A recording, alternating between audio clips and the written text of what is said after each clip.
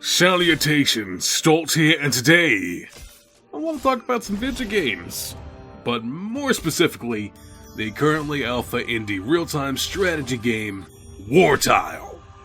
I'll say right off the bat that RTSs really aren't my bag, but this game's concept and style was just so dang cool I had to check it out.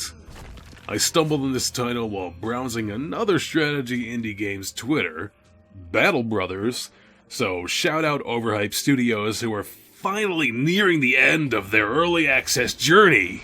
Congratulations, guys! Anyway, I was immediately struck by the unique style of Wartile's maps, which are beautifully crafted dioramas meant to simulate the kinds of battlefields seen in tabletop gaming. Only way cooler because they're animated and interactive, and you don't have to worry about breaking anything nice or expensive. You take command of a band of Vikings battling your way through idyllic scenes in search of artifacts, wealth, and glory. The Norsemen and their adversaries in Wartile are presented as nifty little animated figurines to match the overall tabletop aesthetic. Traditionally, a game with this style you'd expect to be turn-based with some movement points. However, the movement instead is dictated by short cooldown timers around the base of your figurines and their movement speed. Now, your warriors won't move themselves, however they will attack everything you put them in range of, activate objectives, and the loot chests. Each of your unique figurines are customizable with gear obtained through combat and looting with different stats to suit their playstyle, level tokens to further fine-tune your figurine strengths, and one of a few special abilities that are unlocked as they increase in level that have their own internal cooldown on the battlefield. In true form, Wartile uses cards to represent skills and to denote important objectives and locations in battle. Before embarking on your journey, you can customize your battle deck with card powers that are randomly drawn and can be activated using battle points accrued through combat, objective captures, and relics hidden around the field. These powers take the form of buffs, damage spells, and heals, and if you aren't careful you can quickly end up fresh out of points and on the edge of a total party knockout. Currently we only have access to a short alpha build with a few missions, limited gear, and a multiplayer mode which I haven't really had the chance to play yet, but already I can say that Wartile far surpassed my expectations. I signed up for the looks, but stuck around for the personality, if you know what I'm saying. You probably don't. Well anyway, the gameplay feels smooth.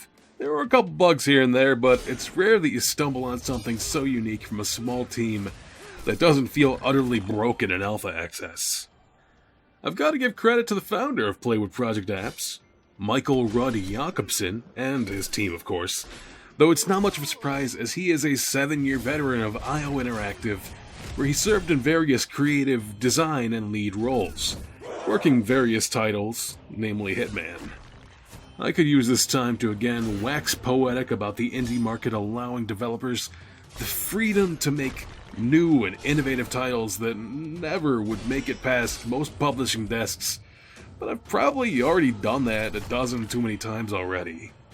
The team has put a pretty big emphasis on community feedback, even going so far as to prompt alpha testers every time they quit the game to quickly rate their experience with the mechanics, while also making sure to share their progress developing the game on the Unreal Engine forums. Wartile is slated for release initially on PC, but will in time make its way to both Android and iOS, with possible plans for console releases as well. The only data I could find so far was Q1 2017, however I haven't seen any other indications that they plan on releasing next month, so take that with a few grains of salt.